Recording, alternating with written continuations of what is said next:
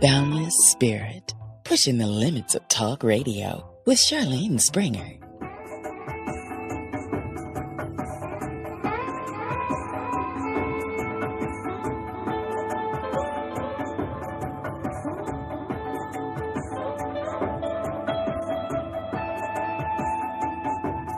Welcome to Boundless Spirit Radio with Charlene Springer.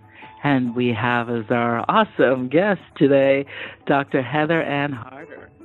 And for those of you who don't know who that is, she's a good friend. And actually, I have worked with her for so many years. And some days I don't like her, but most days I think she's totally awesome. I call her a Wonder Woman as far as she's a speaker, educator, consultant, super self-coach, which she doesn't like that word because now she's got a new word. She is humanity's alarm clock. And as she said, sometimes she pisses people off. People throw the alarm clock. They put it on snooze another time. So welcome, Dr. Heather Ann Harder, humanity's alarm clock. Well, thank you. It's a joy to be with you always. Great. Humanity's alarm clock. So why do you think people get so pissed off at you? Well, I don't think everybody does. It depends on how you awaken to new things and change. Alarm clocks sort of remind you that you've got something to do, that you've got to get up and get about life. And for some people, they're very annoying. They don't want to get about life. They like, being cozy in their bed. They don't want to get up and have to face the world. And yet that's what the light workers are being asked to do now, is get up, get uncomfortable, and get about your Father's work. Mm-hmm. Now, you talk about light workers. Who are light workers, and what is a light worker? In my first book, Many Were Called, Few Were Chosen, the story of Mother Earth and the Earth-based volunteers, I talk about the awakening of the role that we're playing on this planet. Light workers, let's go back to John Kennedy in the 60s. He created this concept called Peace Corps, and people would volunteer to go off and serve in remote villages or places of need, and they had to live like the villagers lived. They ate what the villagers ate. They had the same economic status as the villagers, and yet they were there to show them new skills, to teach them new things, to do things that help the villagers evolve. Well, light workers are the universe's Peace Corps volunteers. We've come to the planet to make a difference. Each assignment can be very different. Some people are working with ecology and environmental issues, and some people are looking at body and health issues, and some people are working with consciousness and raising consciousness, because it is our consciousness that determines every aspect of our life and collectively what happens on this planet. This planet was in trouble, and the light workers came to help the planet. To do that, they had to help humanity see there was a better way of living, that war and hate and violence was not the only way to solve problems, that we could be kind and nice and still achieve great ends. Mm-hmm. When you say trouble, other than, is it just the war and hate and those kind of things? No, its continued health was in jeopardy. Earth is a ninth-dimensional planet. If you read my book about dimensions and the awakening of divine consciousness, I talk about the different dimensions and what each one represents as far as this learning continuum. Earth is a ninth-dimensional consciousness, and as that, she learns from the people who reside on her and in her. Much like as a university professor, I would go to the lab school and watch children, and from watching them, I learned and was able to grow academically. The earth consciousness, when humanity chose to hate, to go into violence, to go into suffering and separation, that literally lowered the consciousness of the planet, much like we might think about lowering the temperature of our body. It could handle some variation, just like our body, but if our body temperature goes too low, we jeopardize our existence. You can't live when you get to such temperature that's too low or too high. But in this case, it was a densing of the planet, lowering vibration, coalesces the energy. It makes it more solid, for lack of a better term. Mm-hmm. And so in order to change the vibration, change the consciousness of the planet, we had to have volunteers who came in just to infuse light and love. So the Earth-based volunteers, whether they know it or not, are people who are here just to bring in more light, more love onto the planet, which will change the consciousness, which will change thinking, which will change the vibration of the planet, and eventually restore the Earth to a greater state of health. We are moving from a third-dimensional consciousness, which is a very low vibration, consciousness of separation and duality and all those kinds of things, to a consciousness of fifth dimension, which is of unity and oneness and cooperation and collaboration. We're moving into just a higher grade of thinking. And light volunteers are here leading the way. So they have to experience all the yuck that humanity experiences, but then rise above it to say, ooh, it's going to be a great day. No matter what happened this morning, I can share my light and love even to this crummy driver who cut me off on the road. So it's moving beyond judgment. It's moving beyond the separation and recognizing that what happens to me in the Chicago area actually affects you in the St. Croix Islands. So it's recognizing how we're all part. So, Heather, you were speaking of how Earth is a ninth-dimensional planet. So now, where does that leave us, the people that are on Earth? All right. Earth is a ninth-dimensional consciousness. Planets are also living, sentient beings, but they're highly evolved. They learn in a different way than what you and I are learning. As light-based volunteers, we had to agree to live as a human and experience all the junk of life, but then in that process awakening to our divine aspects so we could bring in more light and love to the planet and add that vibrational consciousness to the planet in order to improve the well-being of the Earth. If we think about our body having a temperature, that temperature can go up and down, and we have a range that we can survive. But if the temperature goes too low or too high, it will kill the body, because we have a set point that's healthy, and for us it's 98.6. Well, the same thing happens in consciousness, that there is a vibrational set point that makes the Earth healthy. And if we go too much lower than that or too much higher than that, we can actually kill the planet. And we're doing that. We all have heard about all the destruction going on the planet and the ozone and the Antarctica and the snow caps and all the things that are going on the planet are indications that this planet is in trouble. And the light volunteers have come to help affect the consciousness, which in turn affects the planet, which in turn affects the health and well-being of the planet. When you've gotten messages, because we know that you kind of communicate elsewhere. I communicate consciously. Everybody communicates. You cannot be alive on this planet without being divinely connected. I just do it with awareness, and I can, talk back and forth. Other people may only just get the intuition or the glimpse because they don't know how to work their phone. Okay, good. So now when you connect, what were they saying? Because you hear a lot of people talk about even experiences with UFOs, et cetera, that they always say that, well, they showed me the planet and they showed, things destroyed and they said this is where we're heading and this is how you can change it. Did you ever get any messages like that? Oh, yeah, lots. And it's such a big topic, my head's just exploding with ideas.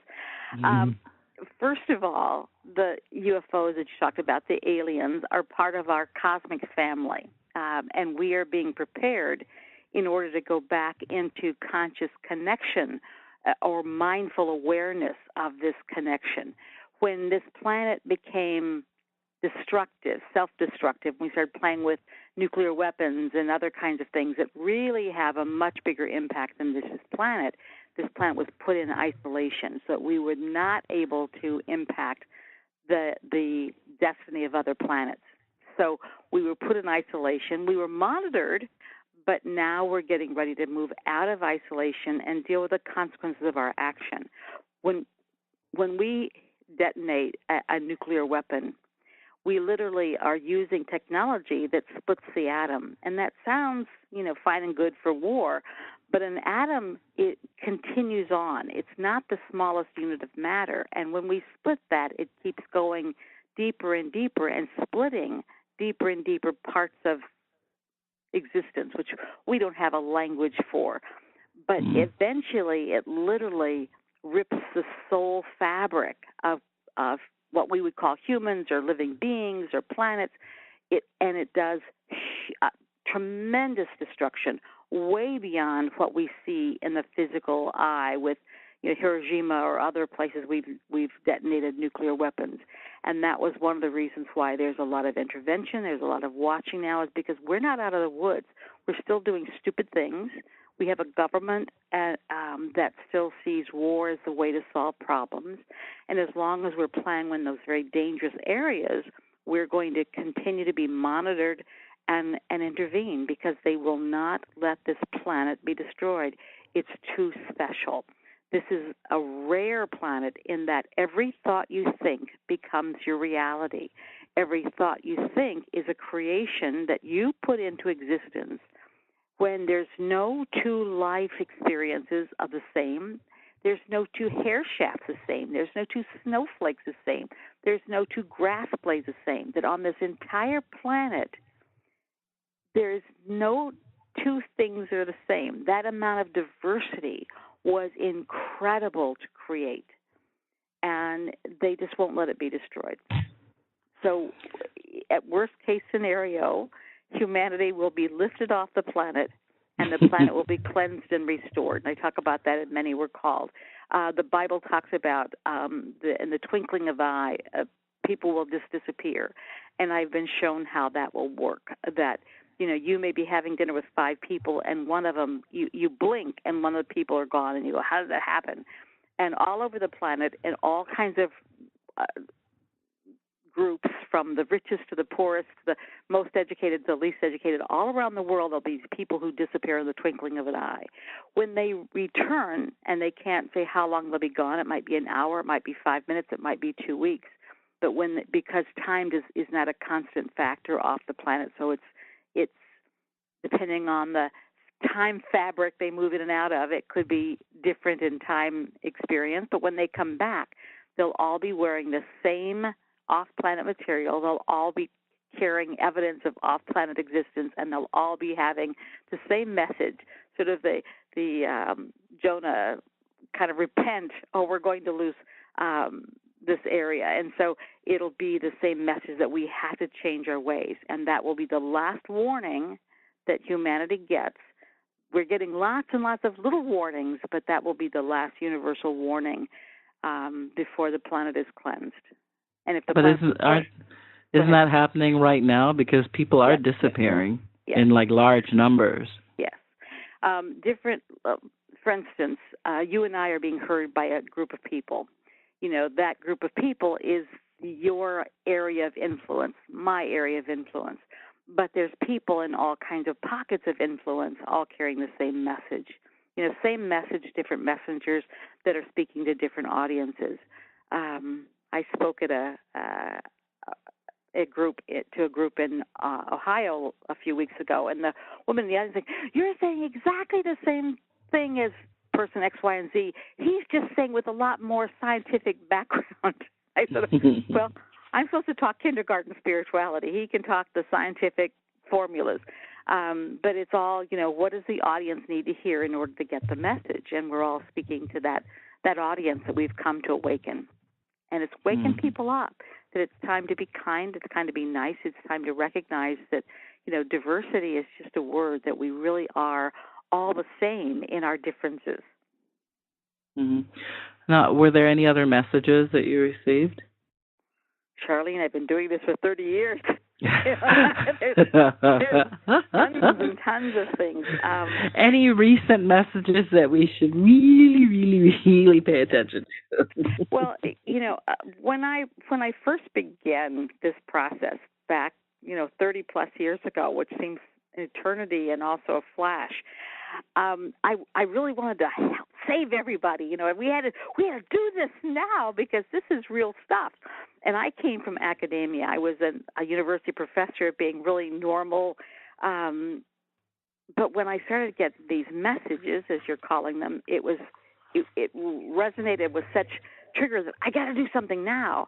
And I was shown this vision, and it was like this big ship that was out in the ocean, and I'm, on the deck of this ship. And as I'm there, this ship takes there's this huge wave, like a tsunami wave that comes in and takes this ship and rides it right into the shore, like what I would see as Navy pier. And this pier just crashes in all the ship.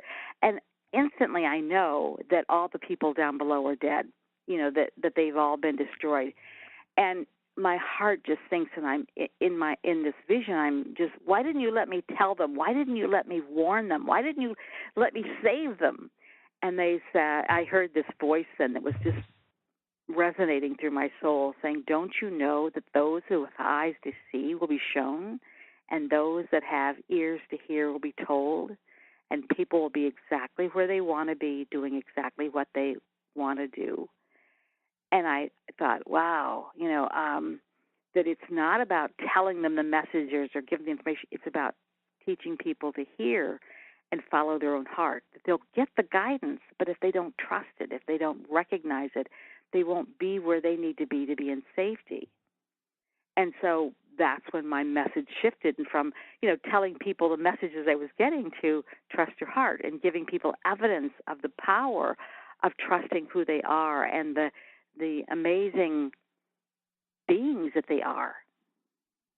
And then people get it internally. You can't not get it, but you can't ignore. You can not listen.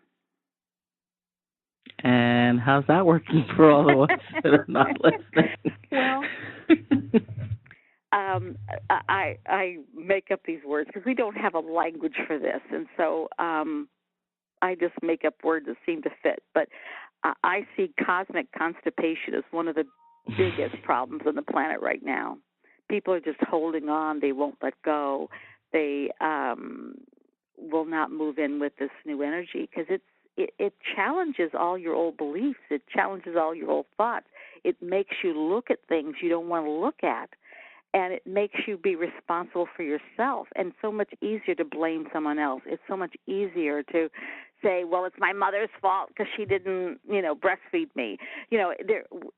And so being able just to surrender and go with the flow is the biggest challenge humanity has right now. So difficulty with that, because who wants to take responsibility? I know. It is everyone else's fault, right? The three things that are holding humanity back right now that I'm being given lots of information on is fear, because fear lowers your vibration. It really anchors you to where you are and keeps you from moving out of your confinement. Fear, which, as you know, I'm doing workshops on and writing on because I'm wanting people, if you just recognize and say, yes, I want to eliminate my fear, then the universe can go into overdrive to help you do that, whether it's through me or someone else. But you have to acknowledge that you want to release it. The second thing is our past lives, and it's because we're so embroiled in judgment. So we judge ourselves, and then we have to punish ourselves, and we judge other people, then we have to live what we're judging, and so it really holds people back on a big way. So releasing judgments is the second big thing, and then with that past life connection, just moving into a state of grace.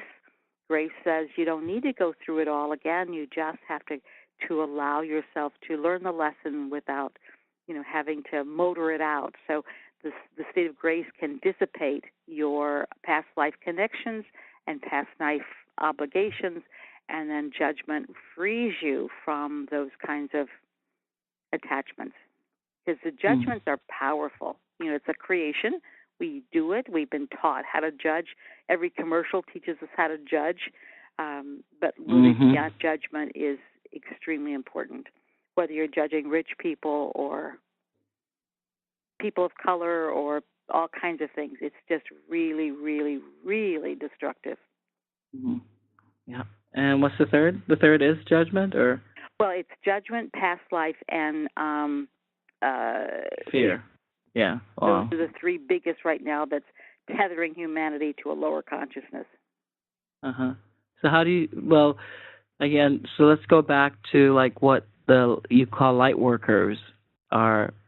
Is that what their job is, to like get people past those things? Well, the first task is to wake up and recognize your light worker. A lot of people don't recognize, because you had to come in veiled, you had to come in blind, and you sort of pre-planned things that would help awaken you. But you have to first recognize, the world is bigger than what I'm seeing in my little eyes. The world is much more complicated and elaborate than what we have been programmed to believe. And humanity has been programmed. So the first major task of a light worker is just to wake up and recognize they are a light worker. And then the second big thing is not to want to off yourself. Once you recognize you're a light worker, then you sort of begin to connect with that divine energy, which is euphoric. When you are having an orgasm, that's as close as you can get to carrying that divine energy in this physical body at this time. And so if you can imagine being in that euphoric energy nonstop, it's like, oh hell, who wants to go back? I want to stay here. So when people go into meditative states or go into this conscious awareness, they don't want to come back to this day-to-day work with all the bosses and the jobs and the money woes and all the other problems that they have to experience because of humanity. We have to be able to be understanding of humanity and compassionate, which means we have to walk in that path. And so the biggest problem with light workers is they have to wake up slowly and get really committed to their mission. Otherwise, there's a huge amount of accidental deaths and suicides by light workers, including drug overdoses, because drugs can take you to that euphoric place, but it burns out the path to get there naturally. And so it's why a lot of light workers get really hooked on as sex addicts, as drug addicts, because it gives them that very familiar place to connect with. They don't understand it, but it's such a familiar place, they just don't want to leave it. So they get lost along the way. I'm told for every forget the numbers right now, but I think it's for every 2,000 light workers that come to the planet, only one will awaken to the fact they are a light worker. For every light worker that awakens,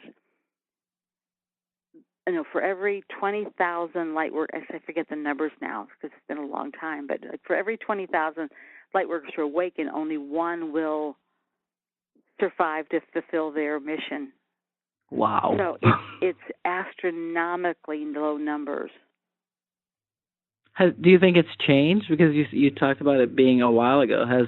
Do you feel that because there's more energy on the planet now that maybe those numbers have changed slightly? Hopefully? Well, I haven't been given any updates, but everything Oh, is God, changing. really? It just surprised me.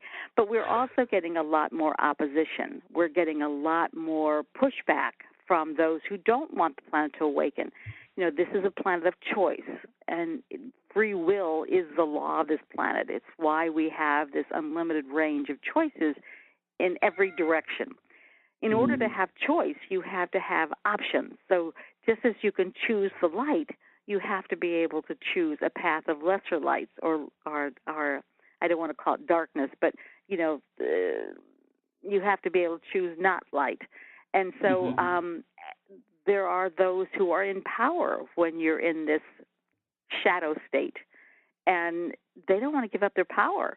So they're trying to poo-poo all this. They're trying to ridicule and make fun. They're trying to put down and persecute. I know this isn't a place we talk about politics, but Trump is so wonderful to talk about. Look at the reaction to Trump. Now, they were trying to impeach him before he even took office. Talk about pushback. And we have the same thing going on the planet energetically, that there are those who don't want the change. They don't want the action. Whether or not you support Trump is irrelevant. It's not important. But you can see the level of pushback that's come up where I'm a pretty courageous person. And I've been in groups of ministers. These are ministers, interfaith ministers that I was giving workshops to. And there was so much hate and really proposed violence against Trump. They couldn't believe he was elected. And so you look at that group still having that much energy of opposition rather than going into light and love and pray for divine will to unfold, that kind of stuff. You see the magnitude that's going on. And so when people come out as light workers, and my mother was an example, when I started talking about being in connection, being able to be divinely guided, my mother was horrified. Oh, my God, why don't you just be a normal professor? Why don't you just stop talking about this? People think you're crazy that you're talking to dead people. And then when I started writing books, I was just like, oh, my God, what will the neighbors say? Oh, my God. She was horrified. And so if my mother, who knows me well enough, is so appalled at this, then I was fired from my job as a university professor, not because I was incompetent. My evaluations were as high as they could be, and I was named outstanding literacy professor for the state of Illinois, and yet I was fired because of my beliefs. So we can think about this religious persecution being, something that belongs in the Dark Ages, but it's going on big time now, and there are more light workers in the closet than there are gays. Because it's more threatening. It's more threatening. And so until we get to that point where light workers can take their light to work and shine brightly, right now, if you shine too brightly, there's someone there that's going to knock you down because they don't want your brightness. They want you just to fit in. Don't rise above the crowd, fit in. And as long as we're seeing conformity as the, operative word for success, we're never going to get there. And that's, what you're doing is, and in fact, there was a research project that I love, the research project. They did a room of maybe 30 or 40 people, and everybody was in on the study except for one person. And what the researcher did was to draw 3 lines on the board and label them A, B, and C, and they were different lengths. And they asked people to raise their hand when he pointed to the shortest line. That's a pretty simple concept. And they did, line 1, line 2, line 3. Well, everybody on the study was in on the research, and they all raised their hand at a wrong answer. The one person who wasn't in on the study would look around and see all these people with their hands up, and they would go along with the wrong answer. Over and over and over again. Sounds like Emperor has no clothes on kind of thing, huh? They would raise their hand. But when there was 2 or more people in the room that wasn't in on the study, and if they could catch, eye contact, they would give each other the confidence to raise their hand at the right answer and go against the crowd. And so that's really what shows like your and books like I write and other things is to give people the confidence to say, oh, she's as crazy as I am. I guess I can come out of the closet. And so that part of that journey that we're on is giving people confidence that it's okay to think and feel differently. I was out on a date on the beach with this guy who had a master's degree from MIT. This is a smart man. And he happened to get stung by a bee, and he's highly allergic. He didn't have his pen with him. And I said, well, if you don't mind, can I just energetically work on it? I didn't touch him. I didn't, say any incantations. I just energetically sent energy into and harmonized the energy of his bee sting. And you could see where it was. It started swelling, and then instantly the swelling went down. And in a matter of 5 minutes, you could see where the sting was, but there was no apparent reaction. And this man looked at me like I had 3 heads, and he's going, well, I'm supposed to be going to the hospital now. And I said, well, do you need to go to the hospital? No, it's fine, but I don't understand this. And I said, well, you don't have to understand it. It's just energy, and we're all energy, and I've just played with your energy. The man was so freaked out that I guess she never went on another date with him, huh? That was the end of that potential relationship. And I can't tell you the number of people that I've gone out with that I sort of sneak into, a little thing. How are you going to react to the fact that I talk to dead people, or that I write this, or I do that? And much more often than not, they can't handle it. They can't handle it. So we're not there yet. I think there's a lot of light workers rising up, but not in the numbers that we need to really shift the planet. And you can tell because weather patterns are how the Earth balances her energy. As long as we're having extreme weather, we are having consciousness issues on the planet. Pollution is the manifestation of a vibration of an area. So wherever there's huge amounts of pollution, there's always also huge amounts of what I would say is depraved consciousness. That's interesting, because that would cover a lot of places now. Absolutely. And then and you also see a large number of light workers in those areas to help clear it. Yep.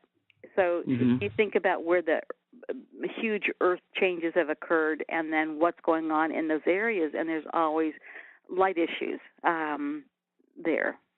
Thailand had that huge tsunami, but it's also the place of the greatest human trafficking and child sex trafficking, and there's a huge amount of issues in those areas. So the area has to be cleared, and that's one way. The weather patterns are one way of clearing the energy of an area.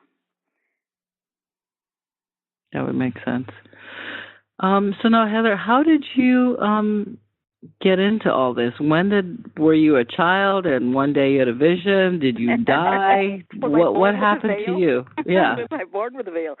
I'm told spiritually that my gift is that I'm so ordinary, that I'm ordinary looking, I'm ordinary intelligent, I'm ordinary in every way, I have an ordinary body. And I'm thinking, well, is this a compliment? When I'm being given this information from a divine source, and that because I'm so ordinary, people will say, oh, if she can do it, I can do it too, because they know I'm nothing special. So I'll start by saying that I am nothing special. I was not born with a veil. I was not done anything with. However, I've always known I was very close to God.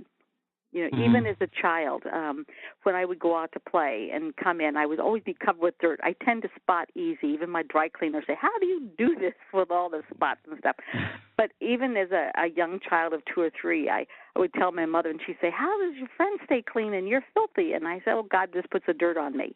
And I wasn't saying as a joke. It was like God and I were playmates. God was always with me. When I was in 2nd grade, the first day of 2nd grade, I was in a classroom with a teacher who yelled all the time. And as a child, I was super sensitive to yelling and harsh words and whatnot. And I remember clearly sitting talking to God, saying, God, we got to do something. There is no way I can stay in this classroom. She's going to yell at me, and I'm going to pass out, because that was what I did. If my parents yelled at me, I just passed out. And so I went home that night and saying to my parents, because I knew this was school and they had no power, I got up, and I'd given it to God, so I knew God was working on it. Got up the next day knowing clearly what I needed to do, which was walk down the street. I caught a different school bus and transferred myself to a different school. I got off the school bus, and I told the first adult I saw, I'm supposed to be here, which God had sent me. There's no way she's going to stop me. And so they sent for my records, and for the rest of the year, I went to one school, and my sister went to another. So God and I have always been close. When I went through challenges, God was always my partner in the process. It wasn't like I was praying to God outside me in a place called heaven. It was God was always with me, and I didn't think of it as in me, but it was God was in everything around me. It was just God was a presence that was always present in my life. And so with that, I can look at different parts of my life and say, wow, that was amazing now, but if then it was just a part of life. You know me well enough to know that I am not technically savvy. The technology is my greatest challenge. I'm always looking for people who can help me in that area, but technology is my greatest challenge. When I was getting my PhD, in the 80s, I was the first class where the university required me to pass a computer proficiency. Half the test was, history and the world of computers, and it was short answer, multiple choice, fill in the blank. I can read any book and pass a test. That was not the issue. The other half of the test is I had to go to the computer lab. They handed me an envelope that had 5 story problems in them that had statistical solutions. I had to determine what statistical application was required to solve the problem, and then I had to write the computer code that gave me the right answer. This was way before the years of software. You're doing real computer coding. I had never taken a computer class. I hired a tutor for 2 hours a night, 1 night a week for 4 weeks, at a total of 8 hours of tutoring. And then I had to go write computer codes, which I couldn't even do now. And the night before, I had finished all my coursework. In order to do my dissertation, I had to pass these qualifying exams, and the computer proficiency was one of them. And so this was like the roadblock. I either get through it or I don't. And I was panicked. I mean, you've seen me go into crazies just on technology that I'm currently using, and it's a lot more friendly now than writing computer code. But nonetheless, the night before, I'm sweating bullets, and about 2 o'clock in the morning, I finally said, okay, God, it's up to you. And this, again, before my spiritual awakening, I was just close to God. And I said, if this degree is important to you, you have to help me, because I can't do this on my own. And if it's not important to you, it's not important to me. The people who loved me before will love me after, so no problem.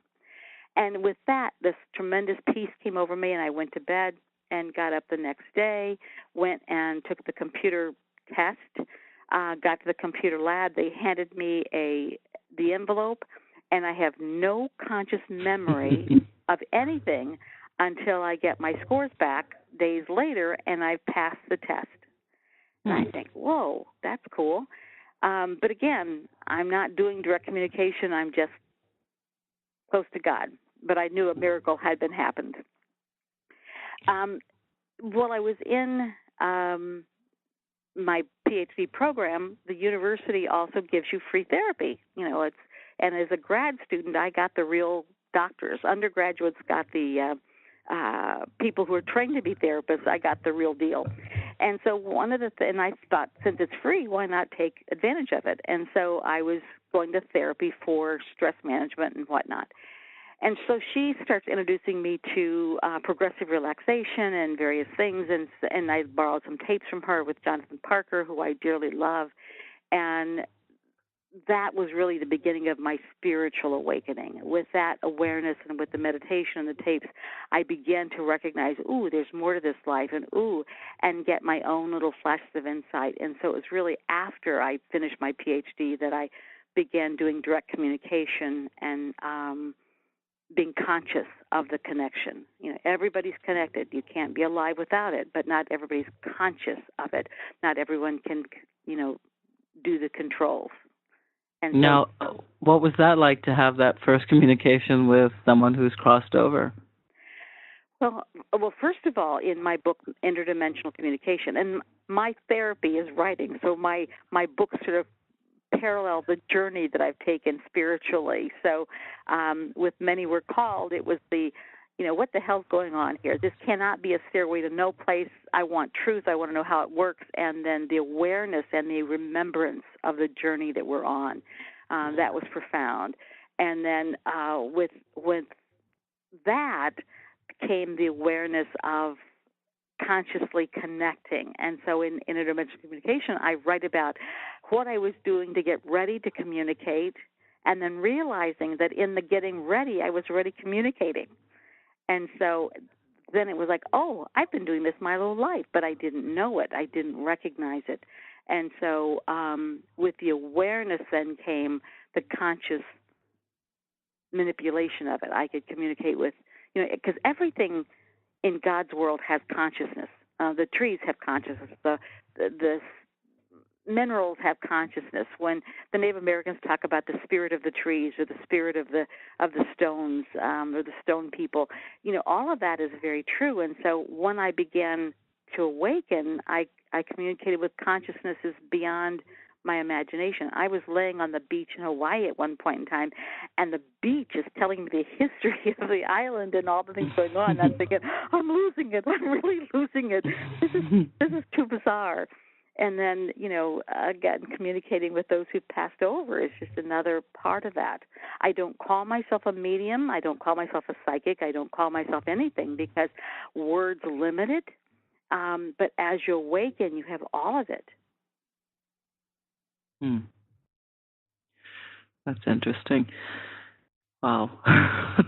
So again, everyone has this in it, but not everyone will wake it up, as they say, or be aware of it. The awareness part. Mm-hmm. There was a TV show on that I loved called The Beverly Hillbillies, and it was about these people from the deep woods of Tennessee who moved to Beverly Hills because they struck oil and were in this huge mansion and da-da-da-da. And so one of the episodes was about Granny hearing a doorbell. And she doesn't know what it is, and the doorbell goes off, and she says, that's that sound. But and the amazing thing is, every time this goes off, there's somebody at the door, and so she goes and opens the door, but she doesn't connect the bell with the person at the door. She just thinks it's a grand coincidence. And so it's sort of that way. We all have our doorbell going off, but they go off differently for different people. But if you don't recognize your doorbell or your pager or your cell phone or your something else, you don't answer it. And if you don't answer it, you aren't able to get communication on demand. I'm told everybody's always asking questions, but not everybody stays around for the answer. Mm-hmm. And so you have to be listening for how does spirit contact me. In interdimensional communication, I talk about how to recognize those doorbells that go off for us, and I've done that workshop for thousands of people across the globe. And one of the things we do is teach people how to hear their doorbell. Some people will get itchies on the back of their hands. Some people will get it in their groin area. Some people get it in the back of their head. Some people get it ringing in their ear. How spirit connects with them initially to let them know they want to sort of open that communication channel is very unique per individual, and learning how to recognize that is very important. I get sort of a rumbling in my solar plexus, if that makes sense. But because we don't have a language for it, it's very hard to talk about. And, you've written several books, and, we're going to go even deeper into this conversation in our second hour, the Woo Woo Hour, so you definitely want to subscribe and get into that one. But for now, we'll do, you've written several books. The second one. Yeah, you definitely want to subscribe to that. Okay. Okay. So you've written several books, Dimensions and The Awakening of Divine Consciousness. So that is a good read. Many were called, few were chosen. We know about that one, Perfect Power in Consciousness. And then you've done Exploring Life's Last Frontier, and that one talks about death and dying and how you let go through that, and interdimensional communications. So, there are quite a few books that people can choose from to read. And what's very amazing for me is I know that you wrote these books a long time ago, and you were so ahead of your time that other people weren't writing about this yet. But you were definitely a trailblazer in that sense, that's what you've brought to this planet, and people who were blessed. Even, it's so funny, even you wrote an article about cannabis, and they still use it. And that was over 20 plus years ago that I wrote the article. I know. So apparently what you were getting was what really was to come. That's why I'm always interested. Okay, Heather, what are you feeling? What are you getting?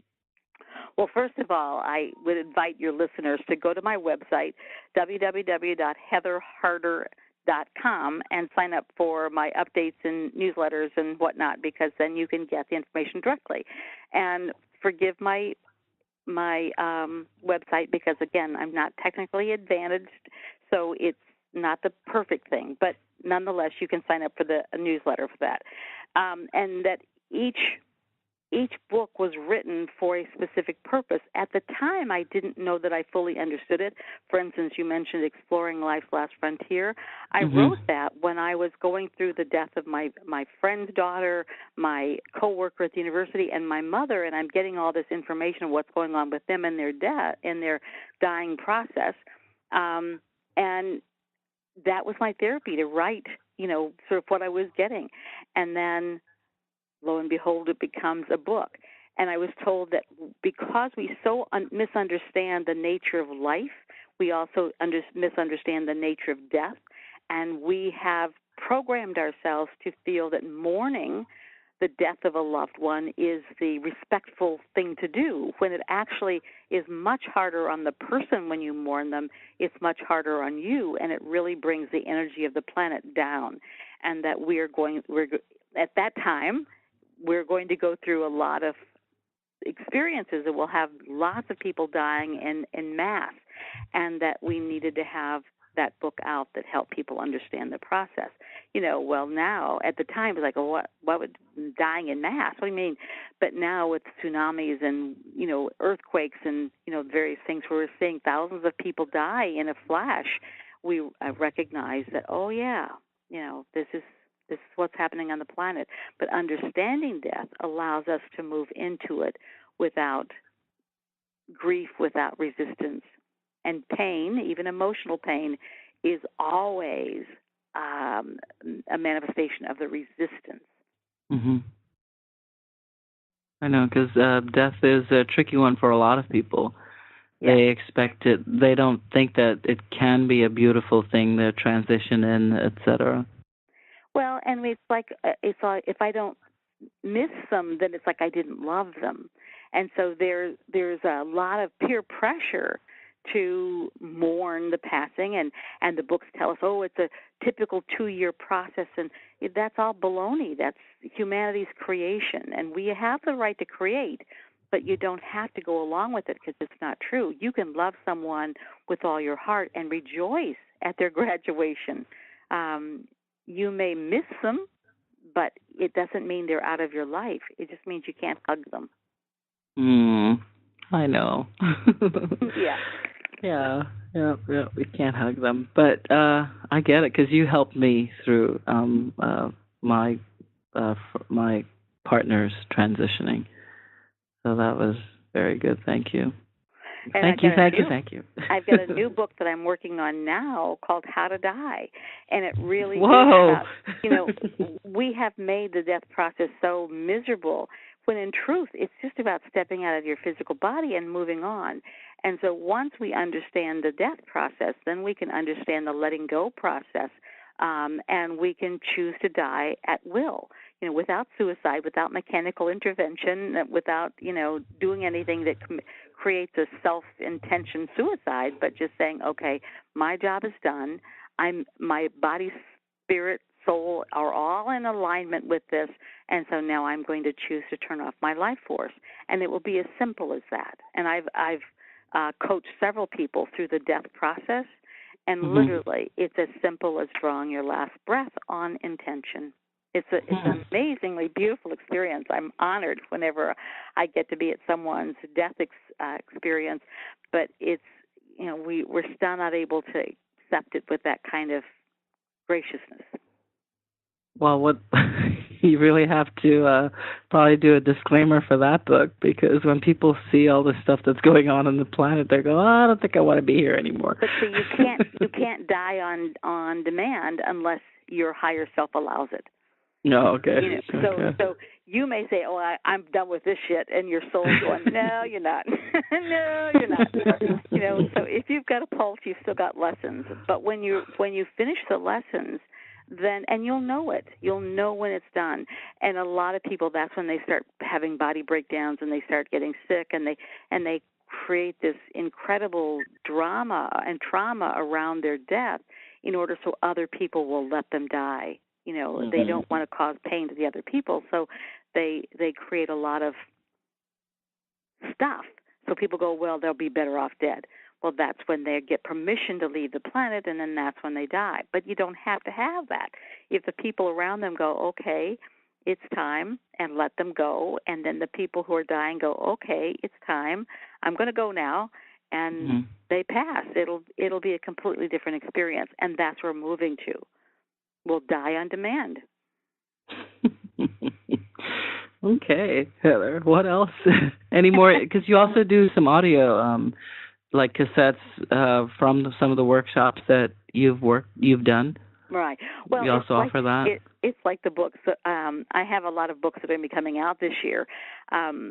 Learning the technology is the slowing process. But with that, you know, I can write a book and then I have questions, and so I do workshops on the topics, but I can't keep doing all the workshops. So what I'm doing is capturing many of the workshops and sessions I do on CD and DVD so that people can attend my workshop when they want, not when I'm going to be in their area. But I do a lot of things online. So if you're on my mailing list, you get that on next Tuesday. On Tuesday the 11th, I'm doing a online presentation on eliminating fear. The process to get rid of fear or anything else is very easy. It's just the awareness and the steps that, you know, cause people to hesitate. If they don't recognize fear, they can't get rid of it. So my job is to sort of, okay, here, now it's time to get rid of this. Here's the tool that you can use. Now it's time to do this. Use the tool. But none of the tools are complicated or hard. It's just taking the steps. And it's not complicated or hard because we are so freaking great. We are little goblets, and we have all the power. When Jesus said, these things I do, you can do these and greater still. You know, walk on water, raise the dead. We have all that power to do those, but we don't call on it. We don't use it. We don't claim it. Therefore, we go around whimpering and sniffering and saying, oh, but I'm only human. And so my job is to say, stop it. Get out of that. You're better than this. And wake people up to who they really are. Yeah, they're much bigger than that. One of the things that you also do, you of course you do your coachings for different things. You do it for couples. You do it for people just waking up. You do it for who else do you do it for? You do normal coaching, and you can do monthly, weekly, and then you also do like what they call, like when you're in a group, you give us a sprinkle. So you also do another type of consultation similar to that. So if you want to explain that, and then explain what a sprinkle is. All right, I do whatever people need to have done in order to get about their work. You know, so that's the bottom line. And I'm often given new assignments periodically. It's like, oh, my God, I can't do that. I don't know how to do that. But nonetheless, I move on, sometimes dragging my heels, but I move forward. But I do whatever people need to do. Now, because in my life, I have, been a university professor. I have owned and operated, many businesses. I have successfully, I will add. I've done all kinds of things in my life that give me street cred in the 3D world. And then so some of the people who have come to me for coaching come to me from that 3D aspect. But my coaching combines the best of practical advice and effective advice from the 3D world, as well as from the divine consciousness, so that I can help them overcome resistances that they may not even recognize they have, because I'm always operating in multiple levels. Eventually, all your spiritual practices have to be applied to life, and all your life experiences have to awaken to the spiritual. So I see them as like two railroad tracks that run parallel into the horizon when they come together. And that's sort of what's happening with our spiritual world and our non-spiritual world. They have to combine. They have to together. So I do one-on-one coaching for just a one-shot, a half-hour, hour, to sort of spot clean an issue that people have, or they want to see what's in their future, or release a past life, or connect with a loved one. So I do that kind of thing. But then there are people who want more and a continued growth. Usually it's not for spiritual work, which is kind of interesting. It's usually for their other aspects of life. So I've coached people how to move, very successful people, how to move from being a workaholic into retirement, which is a big issue. And so I did, that kind of coaching. I have taken and helped people coach through going into partnership in a business and how they work out all the differences in order to prevent any problems in this partnership down the road. I've coached people into private practice. So they're working professionals that have been working for large firms, and then they start working independently, and so how do they transition for that way?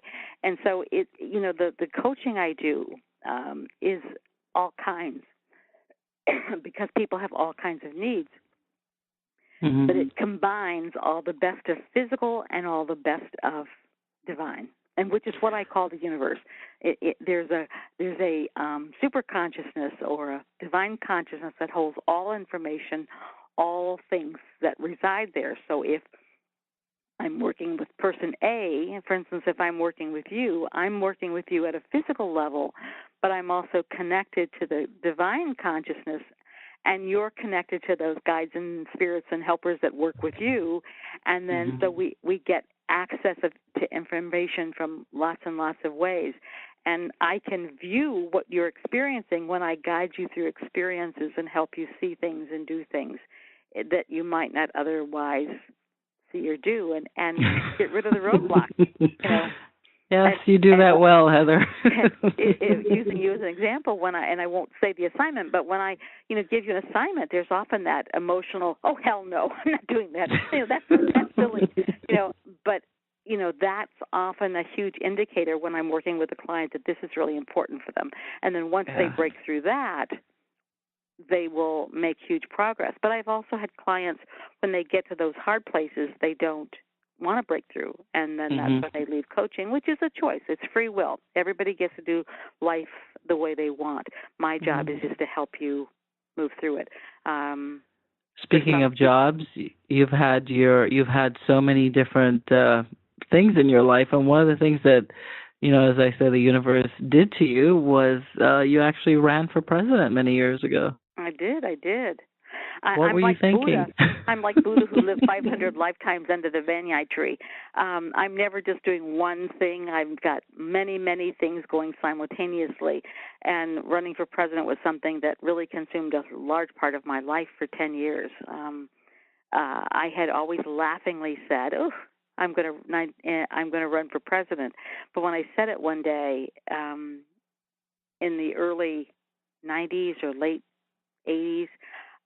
The power of those words about knocked me off my chair, and I knew it was true. I'd been saying it as sort of a joke because of my frustration with politics, and I'd hear, people say, oh, I'm lowering your taxes, but my tax bill was going up. They'd say, oh, we're doing this, but then I'd see the opposite happening, and, my frustration was growing in the process. Then when I said it that one time, it about knocked me off my chair, and I knew it was true. So then I spent 3 years doing research to find what were, about the history of this country, where we went wrong.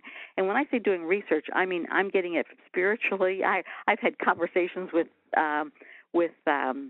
FDR and about Social Security. I mean, I'm doing research in the library academically that I was trained to do, but I'm also getting spiritual backstories that I was never trained to get. So when I'm studying the Social Security system, I'm hearing from Roosevelt how it was supposed to be and what it was meant to be and how it got off track and who got it off track and how we get it back on track. So, I mean, I was getting information from every level where I've had conversations with all kinds of dead presidents and leaders and whatnot. I talked to Lincoln about his assassination, which is really just an amazing experience, but it does make you sound kind of crazy. But anyway, so 3 years of research on what what this country was founded in, the principles, and how it went wrong, and when it went wrong. And it was an amazing journey. And then after I knew what we had to do to get this country back on track, then I spent 1 year going to every campaign training that I could find in order to learn how to be a good candidate. Because remember, I have had no political experience in this lifetime. Mm-hmm. Other lifetimes I've had plenty of political experience, but I went to every campaign training across the country and learned amazing things, including why this country is so screwed up now. And then after that year, and I felt that I knew the process, then I jumped on the campaign wagon, in my case an RV, and I traveled the country running for president. And it was a profound experience, profound at lots of levels. When you talk about looking back at how the country began and what it really stood for, did you come across, again, Freemasons and what their role was in all this? I certainly was exposed to that. It wasn't the focus that I was mindful of. What I was shown was the spiritual principles of free will. You know, at that time in history, there was no country in the world that was manifesting the spiritual principles of free will on this planet. And so our Constitution was really designed as a testament where as long as you didn't hurt or harm another person, government couldn't interfere in order that you can live out the choices that you choose. I mean, that was really the principles. It was a very much a spiritual design, whether it was, you know, housed in Freemasonry or something else, it doesn't matter. It was really spiritual principles. But that has been circumvented through time and rewritten. And the period from 1900 to 1920 seems to be the time period where most of the bastardization occurred. It was a very detrimental period. And what I was shown, and again, it gets really weird, so I do my best not to talk about these things in polite society because, again, I have a PhD that I earned and was credible. And I just see my mother flipping in her grave going, oh, my God, she's doing it again. But that we had a lot of time travelers that came back in order to really get this country off its track. And so that time period was very detrimental to the intention of this country. They came back to throw the country off track? Correct. Yep. Oh, because they saw themselves losing power. You know, again, it's hard. We hear that, you know, power corrupts and absolute power corrupts absolutely. People in power, when I've got all the pieces, I got all the money, I got all the power, I can make you do what I want. That's intoxicating. And so right now there are a lot of, I shouldn't say a lot, a handful of people who have a lot of power to manipulate the world. It's their chess game. It's their control. It's their, you know, monopoly board. And they like it. They don't want to give up the power. So if humanity becomes empowered and fully enlightened, you can manifest at will. You don't need to buy their electricity. You don't need to buy their fuel. You don't need to rape and pillage the earth. You don't need to do those things. Just like we've had the technology to have cars that, you know, run on solar systems and get 100 miles per gallon easily. You know, that technology is squashed because it's going to cut into someone's profit. And so you take that on a bigger scale, and the people who have power in the world don't want humanity to awaken. You know, when you awaken, you can't be controlled. You know, there have been lots of people who've tried to control me. You know, bless their heart. It doesn't work. You know, you can kill me, but even that can't control me. The bullet, as Abraham Lincoln said, the bullet that killed his body empowered his message. So making people a martyr actually has the opposite effect. So, and I've been, you know, I'm a nice, normal person.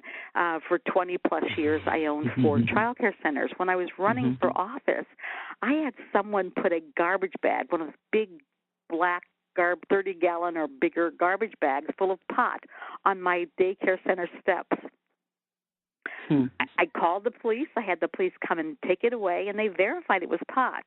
I was told that they were trying to discredit me. Had I brought that into the center, had I been tempted by the cash value of the pot, that I would have lost my credibility. Now, you think about the different world leaders who are really having an impact, who all of a sudden lose credibility, because of an affair, because of this, because of that.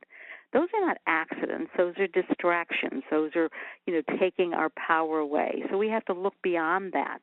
I had, when I was running for office, I met the most extraordinary people. It still astounds me and honors me. I had a man who was very high up in naval intelligence, who was very high up in this what we now would label Homeland Security, come to my office to meet with me. Mm-hmm. And at that time, my office is on the second floor. I own the building. I'm overlooking like a little alleyway that overlooks another building that's one story. And he goes, "What's that satellite or that satellite facing your office for?" And I said, "What do you mean?" And he goes, "Well, that's a surveillance satellite that's aimed at your window." And I said, No, you're kidding. And he said, "No." He said, "Look, And I said, "Well, it's just a TV. They have a TV next door." And, No, that's not a TV camera. That is a surveillance camera. I'm calling now. I'm going, "Oh, my gosh, this is so cool." I'm calling people from up and down the different offices. So I now have like 12 people in the office looking at this thing. And so we look at it for a while, and then we get about our business and go things. The next day I go out and look at the window, and it's gone. It's gone. I can't tell. I got death threats. Oh gosh, what else happened? The campaign was a real hoot. It's like, I'm getting death threats. Heather Harder is death threats. I'm that threatening. It was amazing. And it means you ruffled enough feathers. Well, I'm hoping what they saw was the power that I have in the future to to influence the world, because I don't have that power now. I don't have that power. I didn't have that power when I was running for office, but there was certainly a lot of energy focused on stopping me. Mm-hmm. Wow. So we're going to stop you right there, Heather Harder. Okay. So people, can you give us your website again as to how we can get a hold of you? Where can we get more information about you? How we can contact you for coaching? Sure. First of all, my email address is heather@heatherharder.com, and that's with a D, not a T. This was heatherharder.com, and the email is heather@heatherharder.com, and my website is heatherharder.com. So I'd love to have people contact me. And one of the other things I do is take people on spiritual junkets around the world, because it really speeds up the awakening process too. And I've just begun planning the next Egypt trip, which will be in January of 18. So I'm hoping you and your listeners can join us, because Egypt is a really powerful place at lots of levels. Mm-hmm. My first trip to Egypt was a lightning bolt from heaven. And I was like, oh, my gosh. And I told my then husband, I said, "I know this doesn't make sense, and I know there's 1,000 reasons why I can't do it, but know that before I tell you, I'm doing it anyway." He says, "What?" And I said, "I'm going to Egypt." And he said, "When?" And I said, "Tomorrow." And I went that night, bought a ticket, was on the plane the next day, had no idea about hotels or how it worked, had never been out of the country before, and it was absolutely amazing. And every trip that I've taken people on has been equally as amazing. Beautiful, beautiful. So thank you, Dr. Heather Ann Harder, for being on with us this first hour. And boy, I can't wait for you in the second hour. So it's been my pleasure. Great. So thanks again for listening to Boundless Spirit Radio with Charlene Springer, and we'll see you next time. Definitely see you for the Woo Woo Hour. Take care.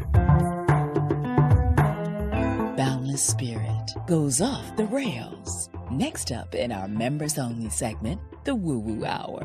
Whether it's happening on the planet, off the planet, or inside the planet, host Charlene Springer, expert guests, and you dare to go there in the Woo Woo Hour.